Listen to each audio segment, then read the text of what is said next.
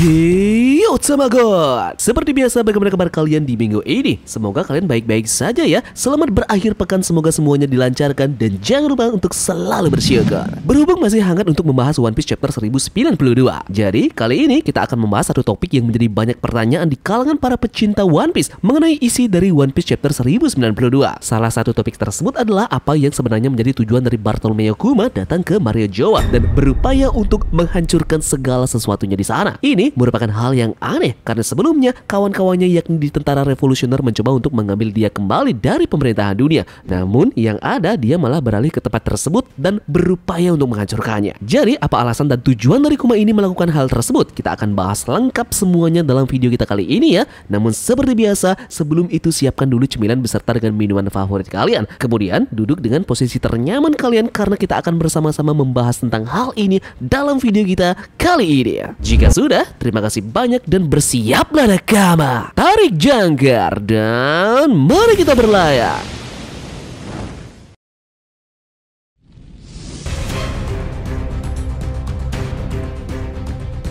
Sebelumnya sudah diberitakan mengenai isi dari One Piece chapter 1092 yang dimana muncul beberapa kejadian menarik. Kita akan berfokus kepada salah satu hal yang benar-benar banyak dipertanyakan di chapter 1092, yaitu penyerangan Kuma ke Mariojoa. Dalam One Piece chapter 1092, kita diberitahukan mengenai serangan Kuma ke Mariojoa yang merupakan markas besar dari pemerintahan dunia. Mariojoa juga dikenal sebagai Mariojois, adalah markas utama dari pemerintahan dunia di One Piece. Ini adalah tempat tinggal dari para dedengkot teratas organisasi pemerintahan dunia, termasuk Celestial Dragon yang sangat berkuasa. Mariojoa terletak di atas Red Line yang memotong dunia One Piece menjadi dua bagian dan merupakan lokasi resmi untuk orang-orang yang menyeberang antara dua bagian Green Line yang berbeda. Di Mariojoa sendiri, Celestial Dragon memiliki tahta yang tertinggi dan itu adalah tempat di mana mereka tinggal. Tempat ini juga menjadi tuan rumah bagi Reverie, sebuah pertemuan yang dihadiri oleh bangsawan dari berbagai negara yang terafiliasi dengan pemerintahan dunia. Reverie diadakan setiap 4 tahun sekali dan merupakan wadah untuk membahas masalah-masalah penting dalam dunia One Piece. Meskipun secara resmi dinyatakan sebagai pusat dunia dan dilarang keras bagi penjahat ataupun individu yang ingin melawan ataupun berorganisasi dengan pemerintahan dunia, masih juga ada individu yang terkenal yang entah dengan sengaja memilih untuk mengabaikan kebijakan ini atau mendapat pengecualian sementara dari hukum. Kembali lagi ke pembahasan.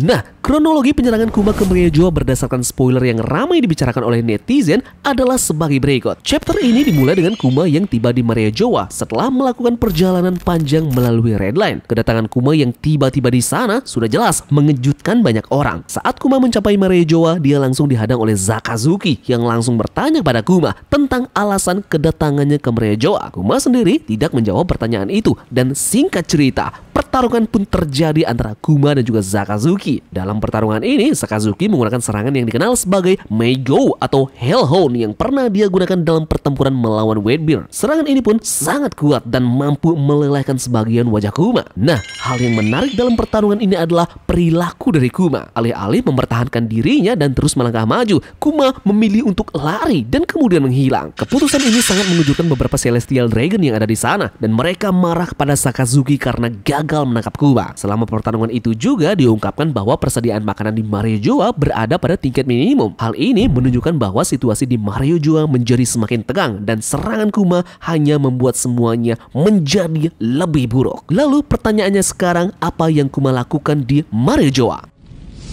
Yang pertama adalah misi rahasia tentang revolusioner atau membantu Luffy. Kuma mungkin memiliki misi rahasia ataupun tujuan pribadi yang perlu dia capai di Mariojoa. Sebagai seorang anggota dari revolusioner, tujuan ini bisa saja terkait dengan upaya mereka untuk menggulingkan pemerintahan dunia atau mengungkap rahasia tentang terkait Void Century. Kuma mungkin memiliki peran khusus dalam misi ini yang memerlukan kehadirannya di Mariojoa. Sebelumnya, Kuma adalah anggota revolusioner yang sangat penting. Dia juga pernah bekerja sama dengan Luffy dan kru bajak laut topi jerami dalam berbagai situasi. Nah, kehadirannya di Mariojoa mungkin terkait dengan rencana revolusi ataupun upaya untuk membantu Luffy dalam memperjuangkan melawan pemerintahan dunia. Kehadiran Kuma bisa memiliki peran yang sangat strategis dalam melawan kekuatan yang ada dalam Mariojoa. Kemudian yang kedua, pencarian informasi ataupun objek penting. Kuma mungkin datang ke Mariojoa untuk mencari informasi ataupun objek yang penting dalam cerita. Ini bisa berhubungan dengan pencarian rahasia tentang Void Century, Poneglyph, atau bahkan teknologi rahasia yang dimiliki oleh pemerintahan dunia. Kehadirannya mungkin terkait dengan upaya pengungkapan rahasia ini. Yang ketiga adalah kebangkitan identitas lama. Ada kemungkinan bahwa Kuma mengalami perubahan ataupun pemulihan dalam identitas ataupun ingatannya yang hilang. Sebagai mantan raja dan anggota revolusioner, mungkin ada bagian dari dirinya yang ingin dia kembalikan atau perjuangkan. Bisa saja alam bawah sadar Kuma muncul sedikit dan itu ada hubungannya dengan Maria Joa sehingga ia datang ke sana. Nah, hal ini bisa menjadi salah satu alasan mengapa dia kembali ke Maria Joa, tempat dia pernah berperan penting dalam dunia One Piece.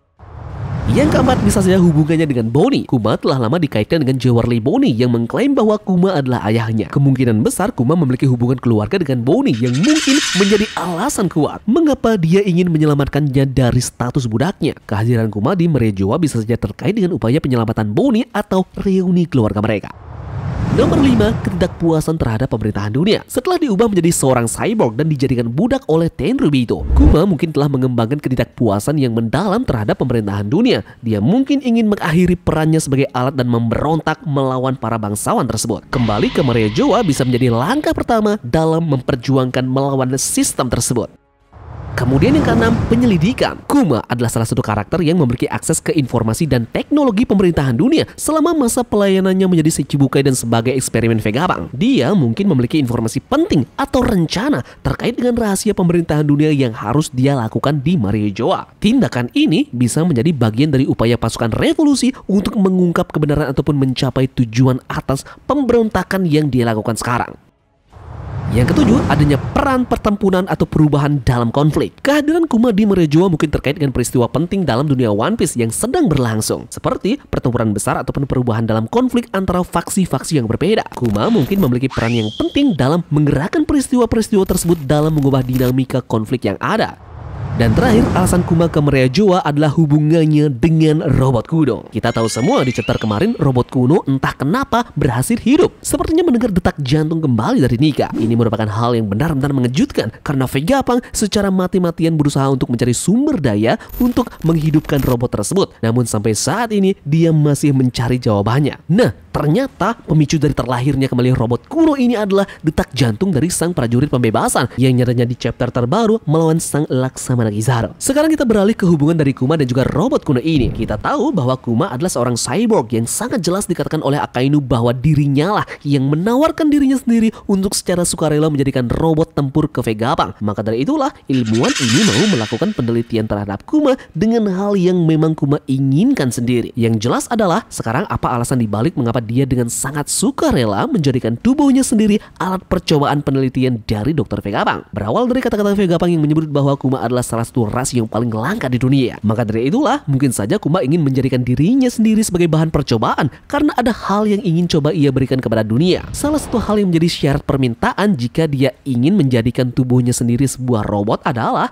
menanamkan pada memorinya akan nanti dirinya mendapatkan misi yang sama seperti halnya robot kuno yang 200 tahun yang lalu menyerang Maria Joa. Jadi Vegapunk ditugaskan oleh Kuma untuk memprogramkan dirinya dengan misi yang sama seperti apa yang dilakukan oleh robot kuno sebelumnya. Hal ini ia lakukan selain sebagai revolusioner, dia juga punya dendam terhadap pemerintahan dunia karena kerajaan yang dia pimpin di masa lalu, yakni kerajaan Sorbet, dihancurkan oleh pemerintahan dunia. Dan bahkan teori liar yang mungkin saja terjadi adalah Bonnie, sang anak dari Kuma, sebenarnya sudah tewas pada saat pengepungan di kerajaan Sorbet. Ingatan Kuma digunakan untuk menghidupkan kembali Bonnie dengan membuat tiruan berdasarkan ingatan tersebut. Jadi Kuma mengorbankan ingatannya dengan menghilangkan semuanya dengan berupaya untuk menyembunyikan rahasia ini kepada dunia. Hal ini jelas-jelas bisa saja ada kaitannya karena dalam satu chapter kita melihat Kuma dan juga robot kuno bersama-sama punya misi yang sama, yakni menghancurkan dan memporak-porandakan seluruh Maria Joa. Jadi, bagaimana menurut kalian dengan teori ini? Apakah kalian punya pendapat lain tentang tujuan sebenarnya dari Bartolomeo Kuma melakukan hal tersebut? Kalian bisa langsung berkomentar ya, dan tentunya berdiskusi secara sehat. Terima kasih dari kalian yang sudah mau ikut berlayar bersama-sama teman-teman hari ini. Untuk video berikutnya, kita akan membahas kemungkinan lain yang menjadi pertanyaan besar di chapter 1092. Jadi, sampai jumpa di pulau selanjutnya. Sekian dari Tamagon, dan turunkan jangkar. Mari kita berlabuh.